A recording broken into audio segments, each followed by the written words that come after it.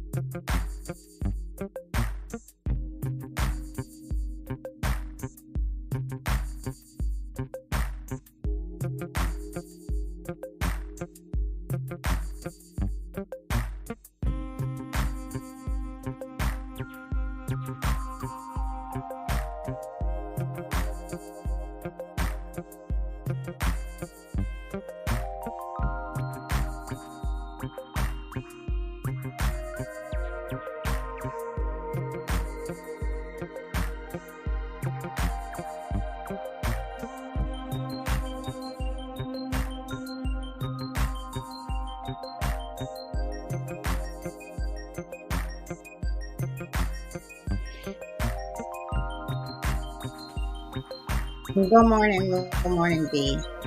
Good morning. How you doing, sweetie? Pretty good.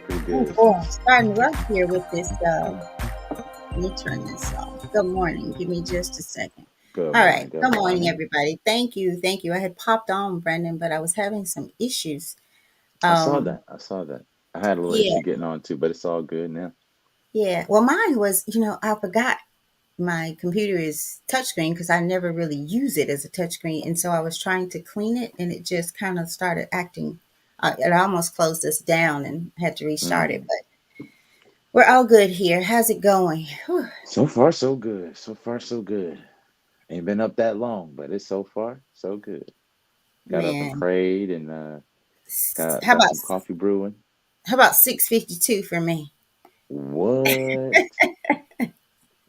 I didn't set the alarm. No, I didn't. So, and on top of that, I come in here and then make that mistake with trying to clean this thing, and so. But here we are. Tell y'all I've been getting, and I went to bed pretty early. I was awakened though by a text like at 1:42, I think it was, and then I couldn't go back to sleep. So I did finally, but it was too late then. So that reminds me I need to. Did you get some good rest though? I did. Good. Yesterday was a kind of a day, but hey, it is what it is. So. Hey man, that's the season. That's just the season you in.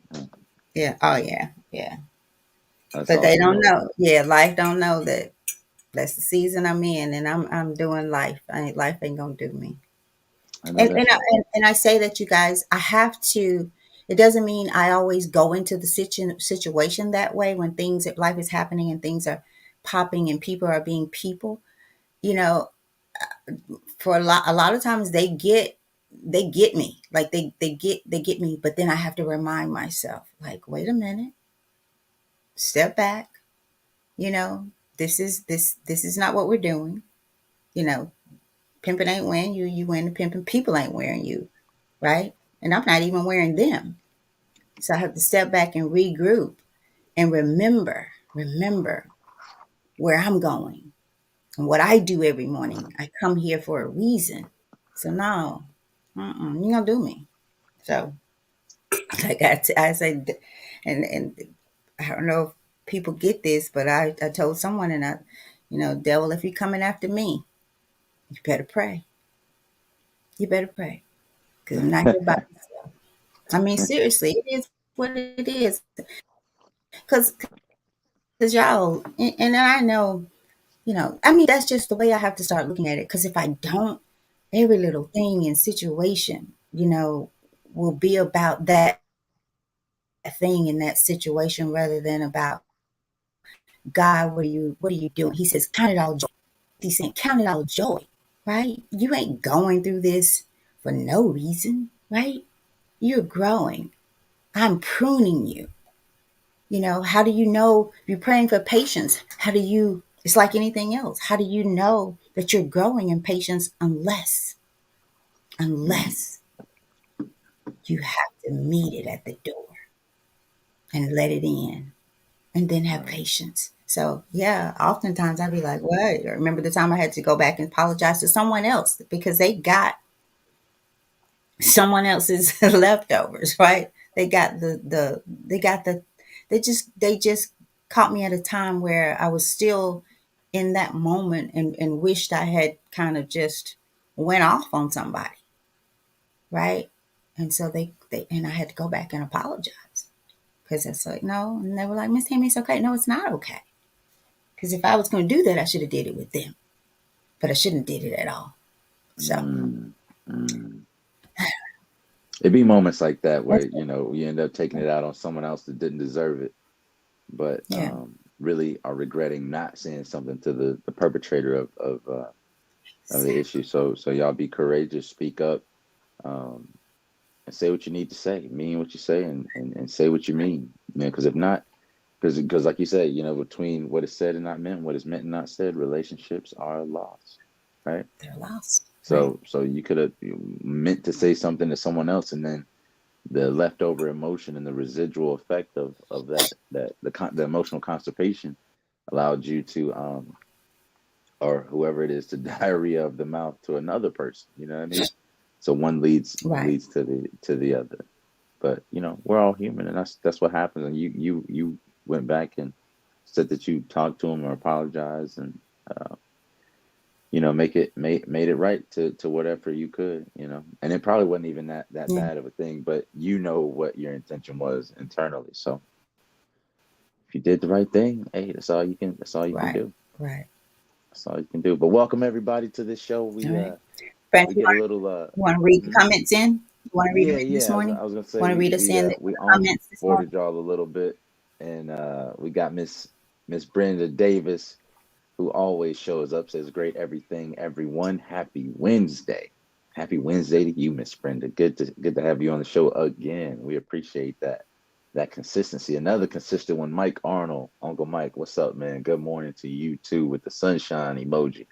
Appreciate that. We got cousin Monique who said good morning, everyone, with another sunshine emoji. I really appreciate that, y'all, because I need as much light as I can get right now. It was dark in this house for a couple minutes before we turned on this show. So thank y'all for the good mornings, and thank you for being here. We appreciate you letting us be a part of your morning routine.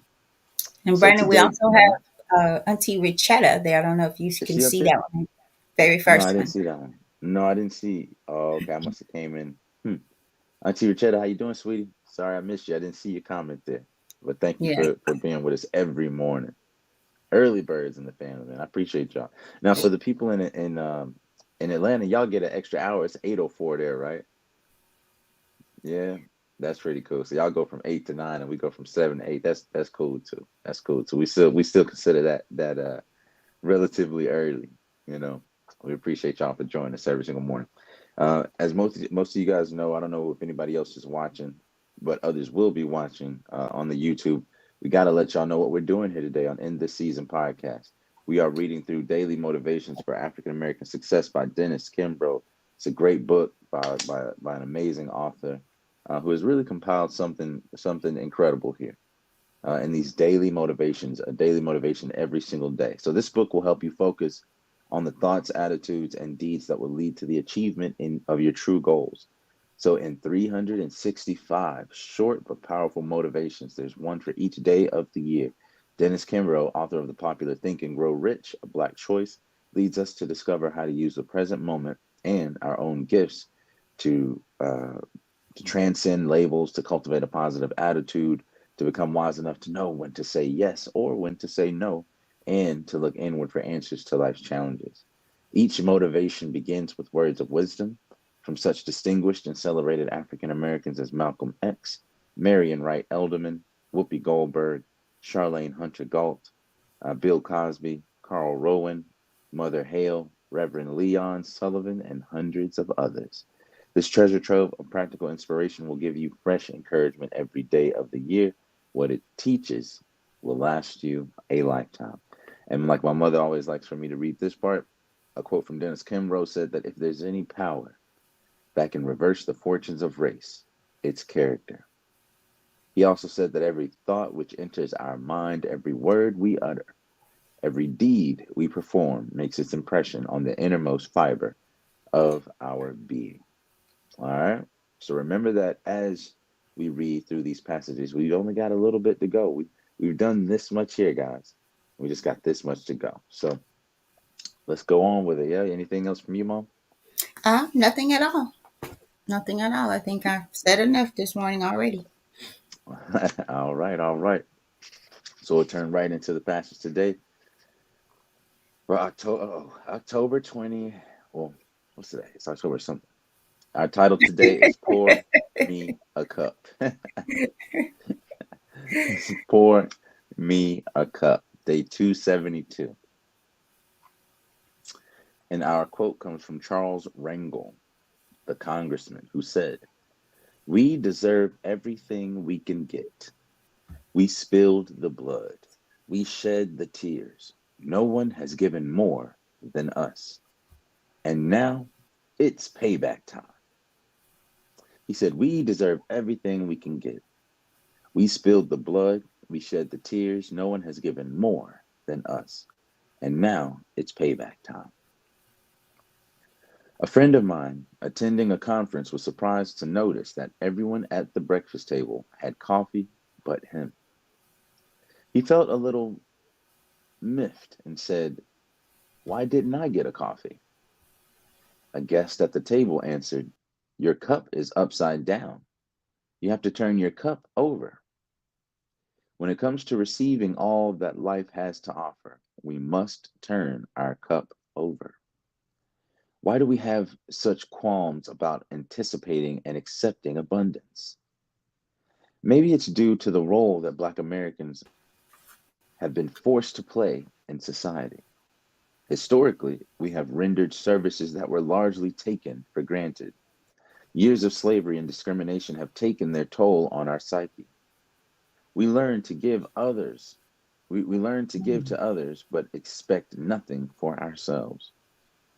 In order to invite abundance into our lives, we need to feel worthy of the myriad blessings life has to offer: peace and harmony, health and energy, supportive relationships, and decent education, and satisfying careers, just to name a few. Whatever the reasons for our hesitancy in accepting all forms of prosperity, it is important now that we change any limiting beliefs and awaken to the realization that we deserve to live abundant lives. We need to turn our cups over and allow abundance to pour in until they overflow. And our affirmation is, I deserve to live abundantly. Remember this affirmation: I deserve to live abundantly.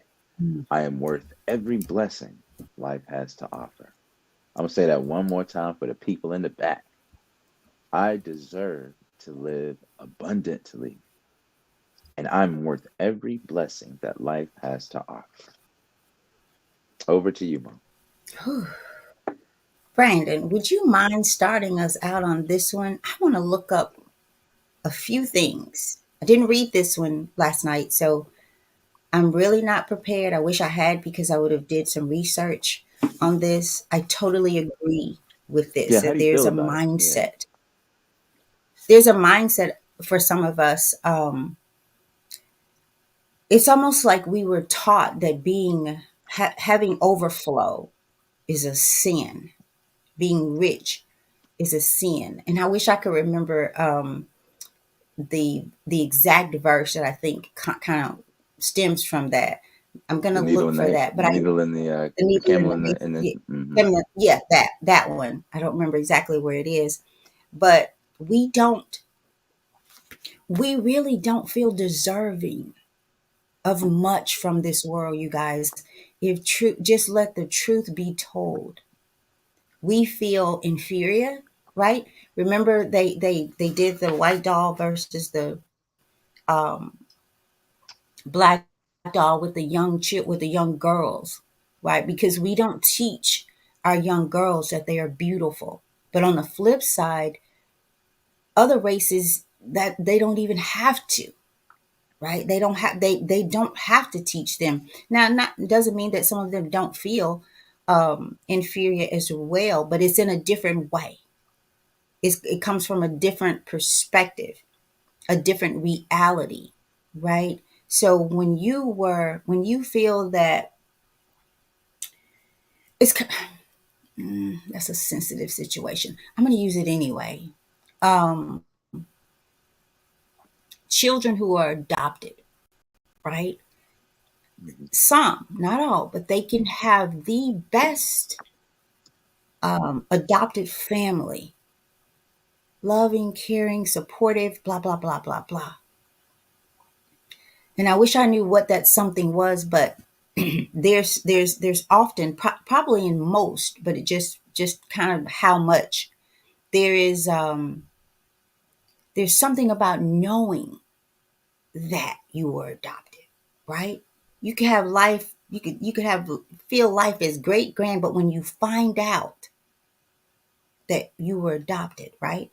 Well, we've been told and taught to a degree that we come from slavery.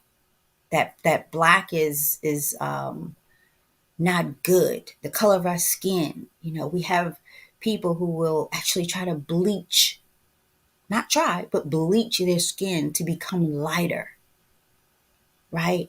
Because they don't feel like they measure up. And this is why, and I'm going to turn it over to you, Brandon, because I want to share this, what I'm going to find. Da, da, da, da. Da, da, da, da. Give me a moment here. Is it the seek? Yeah, to see what you're asking for. I'm going back to that last word. Look at what you're receiving, right? We get exactly what we ask for. And sometimes, and it says no more, no less. Sometimes it's not the asking with your mouth, because when you are speaking, you speak from your heart. So you could say words that your heart doesn't mean, right? That's why it says, guard your heart, for out of it flows the issues of life, right? So your heart is not going to lie to the world. Your mouth will, but your heart knows that what you are sending out and asking for, it's not in there, right? It's not in there. It's like, again, planting strawberry seed and like, oh, I'm going to get some peaches. It's not in there. It's not. It's not in there. So, Brandon, over to you. I'm gonna take you off mute here and do your thing. I saw you laughing there. So go ahead, and I'm gonna search for something that I want to share. Okay. Sure, sure. Thank you, Mom, for sharing some of your thoughts. Pour me a cup. When I read this, I love the way that he structures these passages because I like to see where my mind goes when I just read the title and I don't know what it's going to say. So of course, when you hear "pour me a cup," you automatically think, or at least I did. I automatically thought, he's pouring up some beverage that something that might be alcoholic, right? Which is something that I don't do. But upon reading, that was just my own projection, right? But upon reading it, this passage was about opening yourself up for success. It was about defeating the self-sabotaging nature that some of us have.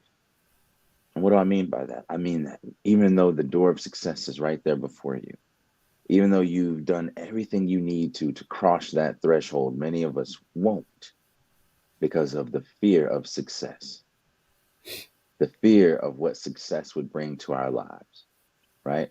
And then when we become successful, there's this part of us, of psychology called the imposter syndrome, right? Where people think, I'm not supposed to be here in this moment right now. I'm not supposed to be accepting this job. Who am I to think that I could be this head administrator? I could be I could take this amazing position or be appointed to the CEO of this company. You know, I'm just old Brandon from Memphis. I'm just Tammy from Valdosta, right? I'm just old Mary from Hayhire, you know? So we sometimes limit ourselves and our projections of ourselves. And then we succumb to the limitations of other people's projections as well. We will, and this is another form of getting along, you know, what's the adage, Mom? You go along to get along. Go along to get along. We do that not just with people of other races, we do that with each other, with self-limiting beliefs. This is the same as and it reverberates down to our children, right? This is the same reason why the kids, you know, will say, I don't want to make straight A's, right? Because the environment around them is structured in such a way, has been socially engineered in such a way, both through the people who are the people themselves are in some cases victims and the perpetrators, right, of this type of psychology and this type of psychosis. You know, we'll have those same reverberations in our children that we see in the adults. So you might come from that family where the father or mother just has this self-sabotaging nature where they'll get a job, but then they'll just stop going. Even though in the first 2 weeks, they're like, man, this is the best job I've ever had. It's great. Da da da da da. But then a couple weeks later, they lose that gusto. They lose that emotion, right? They lose because they were emotionally attached to the feeling of that instant success, but not weren't so much committed to what it took to keep that job, right? And I'm not just saying physically and waking up, I mean mentally, thinking that you're worthy for such a position as this, or being responsible enough to keep that position. So he said in the story, why didn't I get a coffee? As he looked around and felt some kind of way. And it's because your cup was upside down. He had not taken the second or the time to notice that everyone else's cup looked differently than his. Mm-hmm. You know, instead of trying to figure out why am I in the position that I'm in, what can I do in order to change make my environment a product of me and not the other way around. Instead of doing that, he looked around and just saw people having what he didn't have. Is that not like us sometimes? Yes. Where we can look around and say, well, they got that Mercedes. They got the big house. They got this. Where's mine? Right? The sense of entitlement before doing anything to earn that. And what is that from? Because in large, let's look back. A lot of labor that we've done in life, and I mean this in our overall lives beyond generations. I'm meaning the life of the African American, from the first people that set foot here to the person that was just born a minute ago. Our story and our life here has been filled with doing labor and not getting paid for it for hundreds of years at all, to, in some cases now, doing labor and not getting paid our fair share. So what does that breed inside of us? You know, there's a great documentary on the BBC on YouTube right now that talks about how trauma can be passed on to future generations, right? It's actually titled, Can the Legacy of Trauma Be be passed down the generations. And all of the research in a field called epigenetics, right? Epigenetics, or the impact that happens on you genetically from your experiences in life, whether it be the way that you're raised or some of the experiences that your mother has had or your grandmother has had, right? So this is why it's very important what emotional state the mother is in, and the father, the emotional state that the mother is in while she's carrying the child. Did you know that that can impact the child's health, the child's mental stability, emotional wherewithal? That all of these things impacted great, not just a little bit, but greatly. They did a study on mice where they, and this is, inhumane, but they let the mice see this certain type of flower, like a pink flower, right? And every time they saw it or smelled that flower, they conditioned these mice uh, to get a little shock when they would see this flower, right? Every time they would present this flower, they would shock the mice. So the mice started to fear the sight of this flower, to get anxiety at the sight of this flower, right? Or the smell of this flower. And now, even down to the next generation, or the next generation of mice, after those mice had little babies, those mice had never seen the flower in their life. But upon being presented with that flower, the mice still showed signs of fear, distrust, and disarray because of the experiences that their parents had had. And even more so, the next generation or two generations after the mouse that experienced the actual shock from that flower, 2 generations later, the second generation actually had an even more exaggerated fear than both the first one and the second one. So this one hadn't even experienced the shock of after seeing and Mm. smelling that flower, but 2 generations down, it had a more exaggerated impact and had a more fearful response and reaction to the flower than even did the first mouse who received the shock from the stimulus. So what does this tell us? That stressors, that traumas can turn on certain genes. Excuse me. It can limit, for example, and this is not a knock to any of my people from this region, but there are people from places like Somalia, right? Or even amongst African Americans.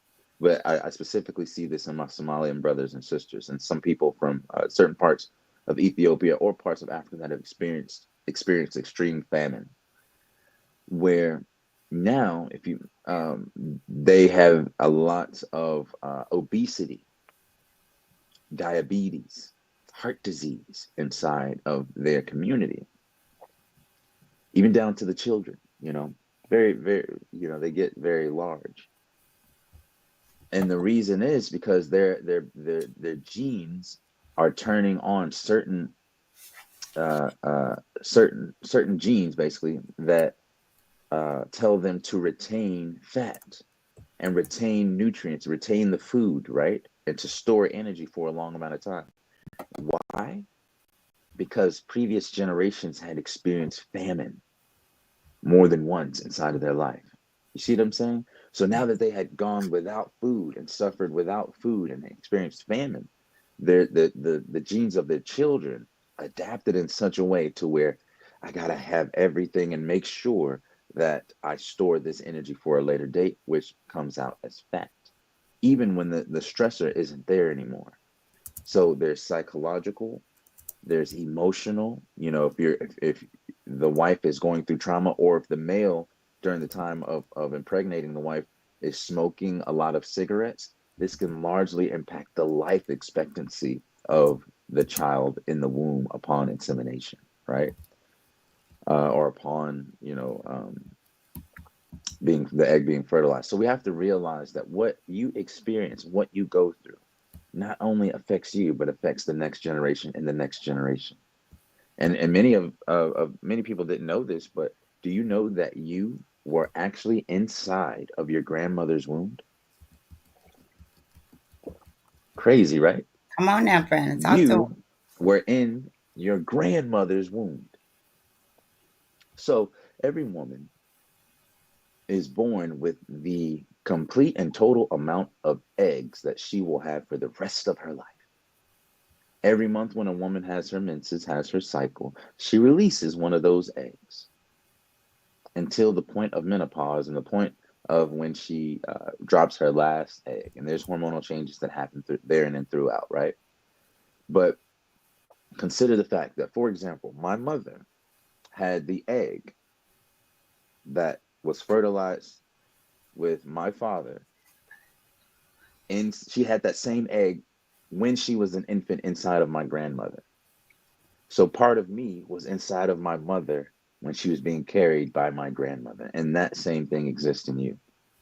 So we have to realize where some of these limiting beliefs, where some of these things come from. And we have to understand that it's also a part of our genes that get turned on and turned off. But guess what is very interesting about epigenetics?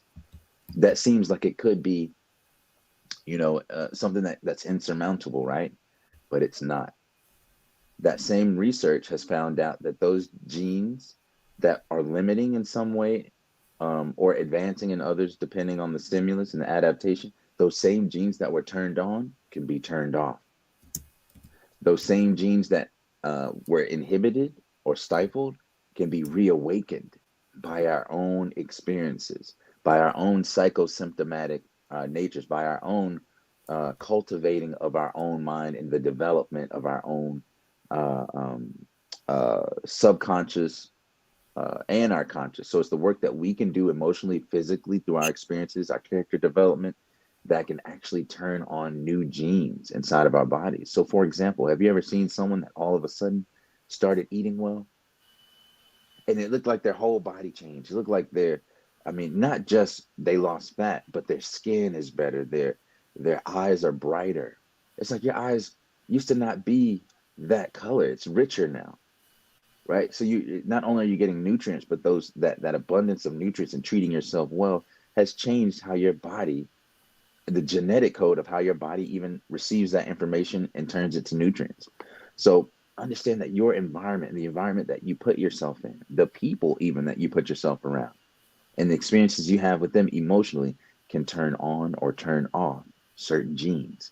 So be careful who you hang around, because your environment and I'll say your perception and your experience as a human being is largely impacted by your environment. And you can impact your environment. There's this reflexive back and forth relationship between you and your environment, constantly changing your genetic code the same way you might change a brick on a foundation or overturn a rock outside. Those same changes are happening within you. So I'll leave it there for a little bit, Mom, because I know you have some stuff that you want to share, and then I can share a little bit more at the end.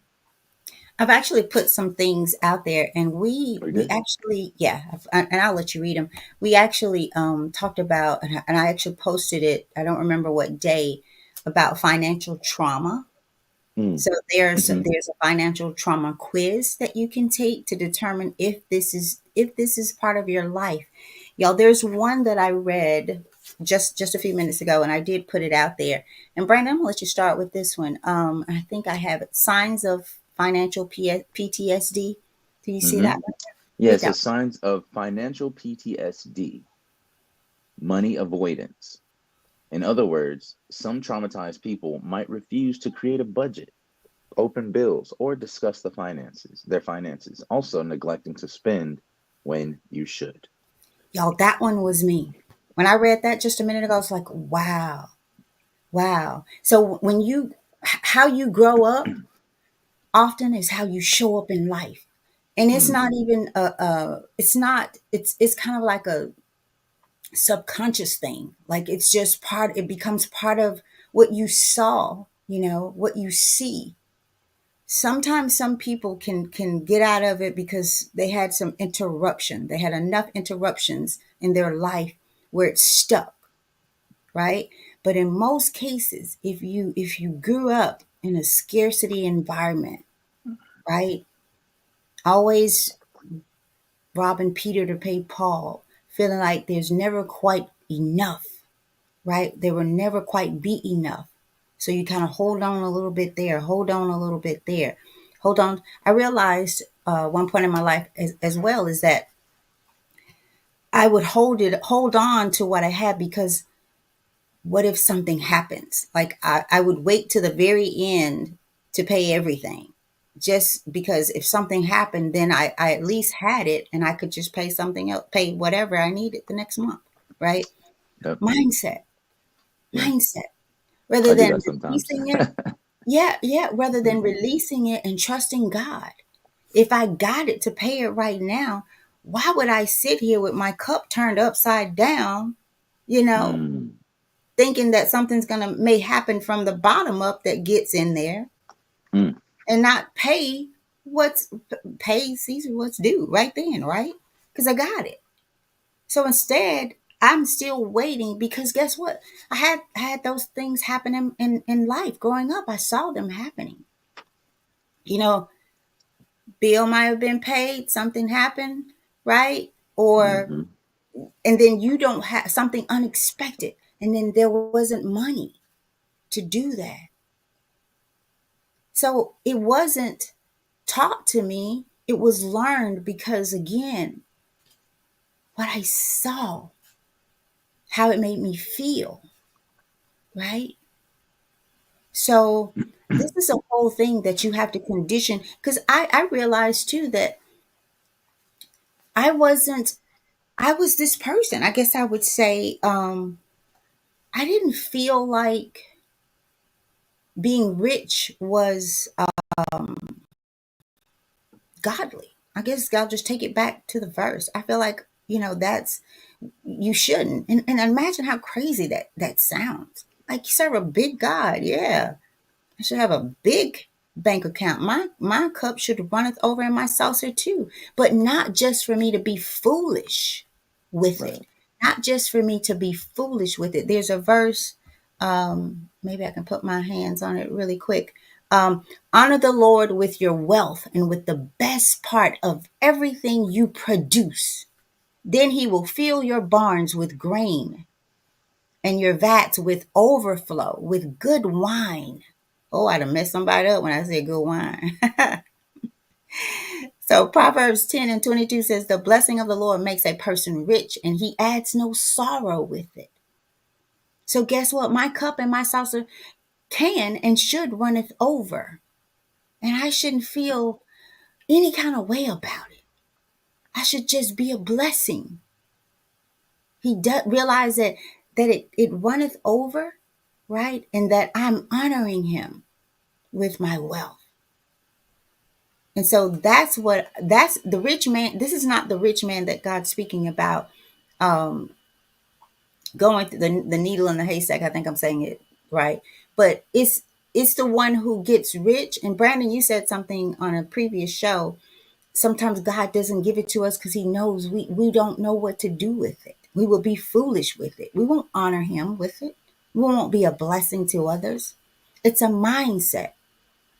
You guys watch, there's a documentary or two out there, 3 or 4, about homeless people who have won the lottery, right? Rich, but in their mind, one of the guys talked about he got the finest hotel, but he slept on the floor. He couldn't bring himself to sleep in the bed, right? His mindset was not there. His bank account was, right? Think about the gentleman. I can't think of his name right now. He had been wrongfully accused, spent years and years and years in jail. He comes home. He cannot eat off of a plate. He needs a tray. His mind wants a tray. His mother waited years and years and years. And when he finally came out, they cooked this big meal for him. And he said, I sat there with this plate before me, wanting my tray. Y'all understand the mind, man, the mind. Be ye transformed by the renewing of your mind. should be a daily task. We should always be finding out what's the root of it all. What keeps me here? Because as Brandon said, you can fix it. It can be transformed, whatever it is. Whatever PTSD that you have, it can be transformed. If you remember not mine, but the headbanger, the little boy that would bang his head, at school and other places. And it was determined, they learned that he had started to do this to mask, right? The pain of hearing his mom be beat by his dad. So he would get in between the bed and the wall and bang his head to the degree where it would bleed. He would cut his head open. So at school, he had to wear a helmet. A helmet. Wow. But one person came with enough in her to realize that this gets deep now that he has a male teacher. And if that male teacher raises his voice or feels like he's going to, he's getting upset, the little boy would run to the wall. You see how you can get stuck and live in places that you're no longer there? I could relate to that young man. Mine wasn't the wall, it wasn't banging my head, but it was something else and something else that as a woman now, I still deal with. Right? I still deal with.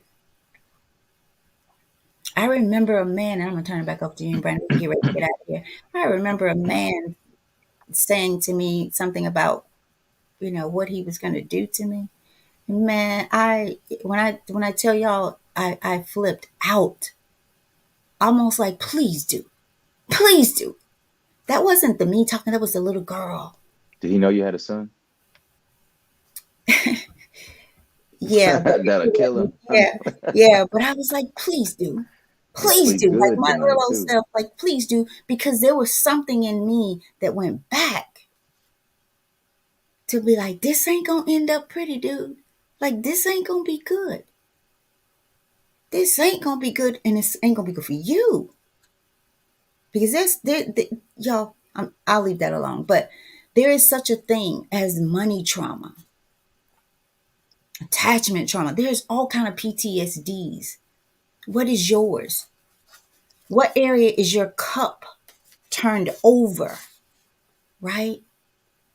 And God can't pour into it, right? That cup cannot runneth over, right?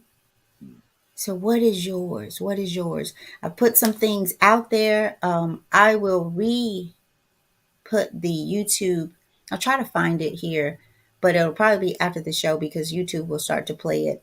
But I put it out before about the money trauma. And I believe I also put the quiz out that you can take to kind of determine, where you are in that. And Brandon, I don't think we read the other ones. Let's read this one. Okay. It says financial fawning is engaging in people-pleasing behavior through money to seek security and or attachment. This made me think about someone specifically. It did. Great person, but I could see where they use money to pull people in, to say, hey, I'm a good guy. I'm a good guy. And then financial, read this one for me, Brandon. Financial trauma can cause negative thoughts, anxiety, avoiding paying bills, compulsive spending, or even resource hoarding.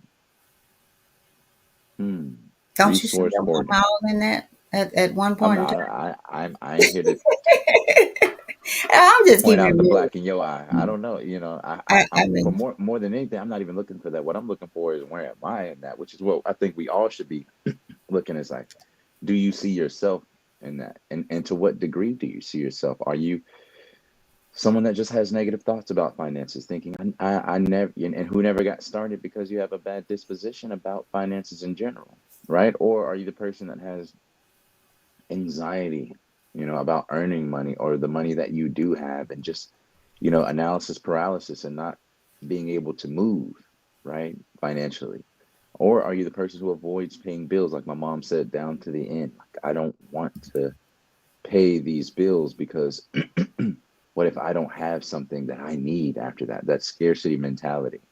Or Yeah. are you like a lot of, what we see, this kind of hijacked hip hop culture that is now about compulsive spending, where it's focused on materialism and how many things can you get, how many colors of the same thing can you get, right? Spending just for the purpose of spending, where I have to eat out tonight or I just don't feel like myself. I have to go buy some the newest pair of shoes, even though I got a million pair of shoes. I have to do this or I'm not being myself. How many of us have attached our personalities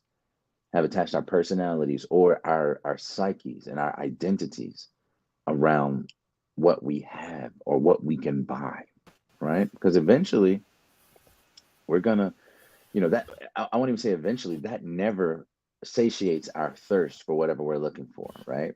You can't put a band-aid on a bullet wound, right? And that's what we're doing in many times when we buy things in order to um, fill the gaps that trauma has caused within us, right? So we haven't gone back to that place and healed. We have an immature um, relationship with money and finances.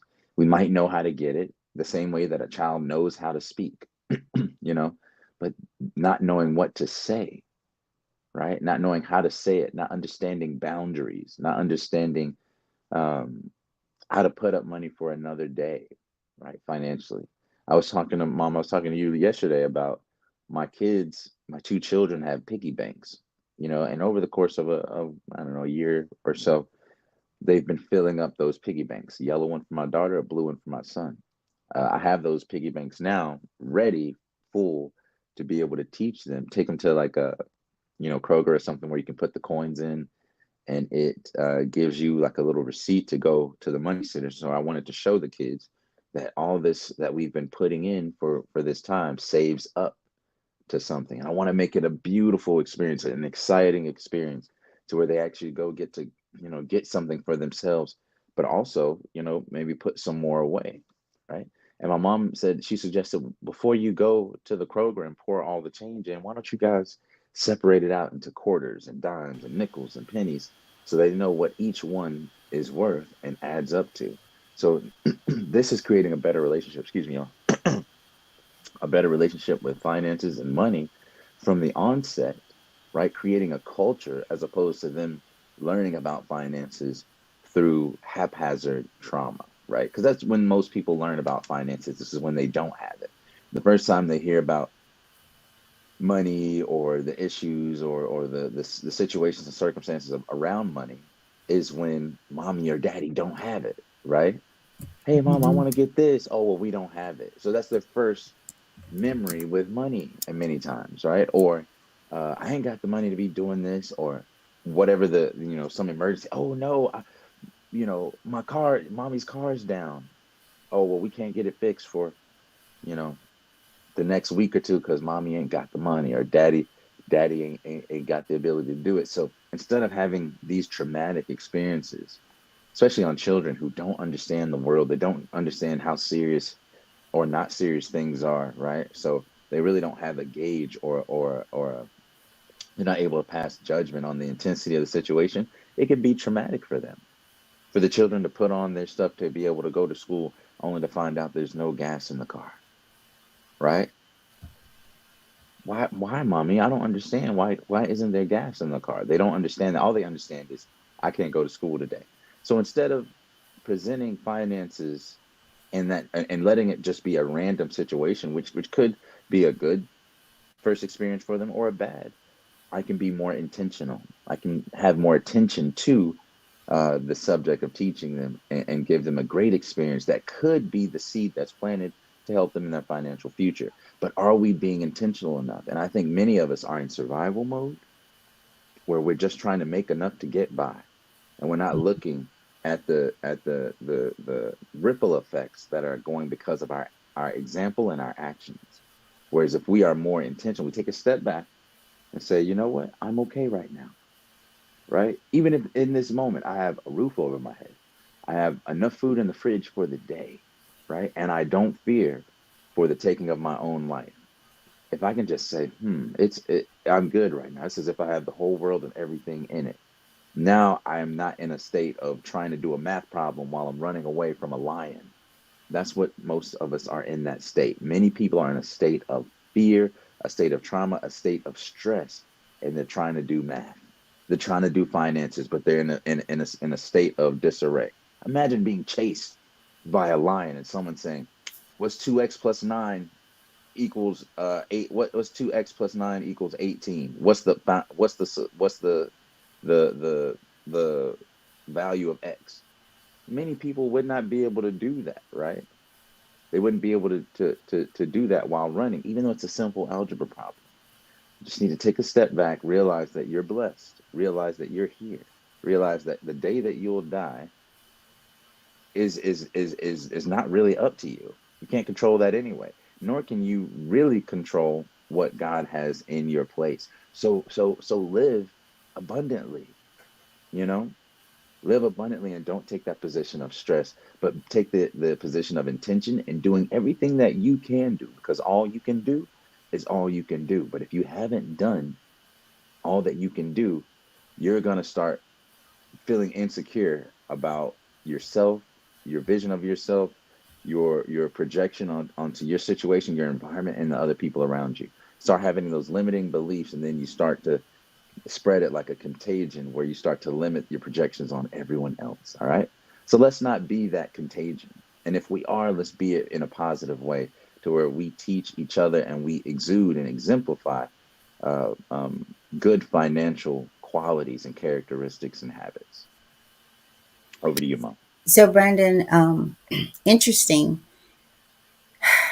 So, I put out the same thing that I'm going to say now, but it was from the perspective of someone having um, financial trauma from a lack. Now, this is based on children born with success, born rich. It says studies have shown that the upper class children can manifest elevated disturbance in several areas, such as substance use, anxiety, and depression. And it goes on to talk about a few more. Well, I'll read it. And that two sets of factors seem to be implicated, that is, excessive pressures to achieve and isolation from parents. So the substance use, anxiety, and depression are the same things listed for children who have financial trauma from having not enough. So Mm, to me, what this says, you guys, it's all about you.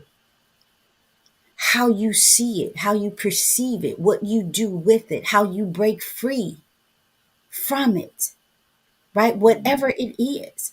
So get that. Kids who are born rich have their own issues, some of them. So I bring it down to balance and back to the center, which to me is seek ye first the kingdom of God. And know that your purpose, whether you're born rich, poor, to God, it means nothing. It means nothing. If you have more than enough, but you don't have Him, not even seeking Him, or if you have a little and you're not seeking Him to know that He can even all that out.